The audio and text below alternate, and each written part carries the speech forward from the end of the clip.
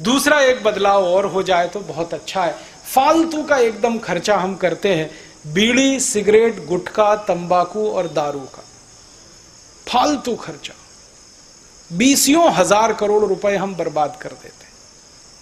एक गुटखे का पाउच है 4-5 रुपए का, मुश्किल से उसमें 10 ग्राम निकलता है। अब तो 5 ग्राम ही हो गया है। 10 ग्राम 8-9 रुपए का, माने 1000 रुपए किलो का हम गुटखा गटकते हैं। 200 रुपए किलो का काजू खा लो, 300 रुपए किलो का बादाम खा लो, 1000 रुपए किलो का गुटखा क्यों खा रहे हो?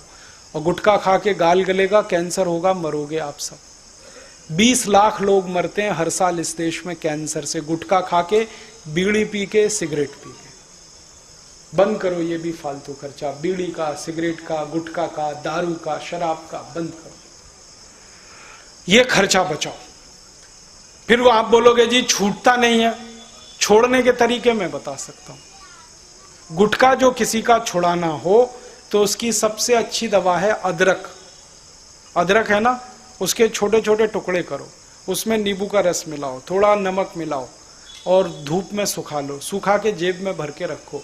जब भी गुटखा खाने की तलब लगे, अदरक का एक टुकड़ा मुंह में रखे चूसो, चूसते रहो, चबाना नहीं। गुटखा खाने की याद ही नहीं आएगी। बहुत सरल है, बहुत आसान है। ऐसे बीड़ी सिगरेट छोड़ना है तो उसमें भी अदरक काम आता है। शराब छोड़नी है तो भी काम आता है। अदरक में है क्या, एक केमिकल है, उसका नाम है सल्फर।